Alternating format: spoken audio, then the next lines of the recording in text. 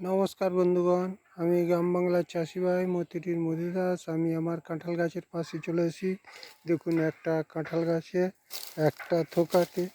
একটা থোকাতে দেখুন কত কাঁঠাল ধরেছে। দেখুন এই একটা বড় কাঁঠাল, এই একটা কাঁঠাল, এই একটা কাঁঠাল, এই একটা কাঁঠাল, আবার এই পাশে দেখুন একটা কাঁঠাল, আবার ছোট কাঁঠাল।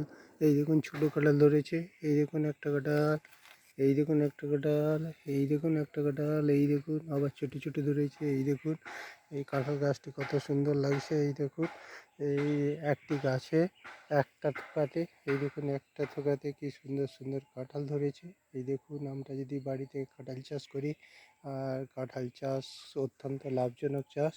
এই চাষের মাধ্যমে আমরা আর্থিক উন্নতি করতে পারবো।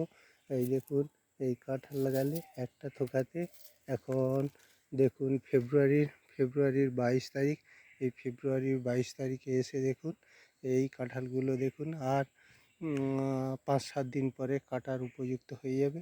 এই দেখুন এখন সাইজগুলো দেখুন, একটা একটা কাঁঠাল প্রায় 1 কিলো সাইজে হয়ে গেছে। কাঁঠালগুলোকে দেখুন কি অসাধারণ লাগছে। এই কি থোবাতে দেখুন, আবার দেখুন এই কাঁঠাল গাছটার উপরে দেখুন উপরেও কাঁঠাল এসেছে। উপরে দেখুন কাঁঠাল এসেছে, ওই দেখুন উপরে একটা থোপাতে অনেক কাঁঠাল এসেছে। নমস্কার বন্ধুগণ, এই বলে আমি আমার ভিডিও শেষ করছি।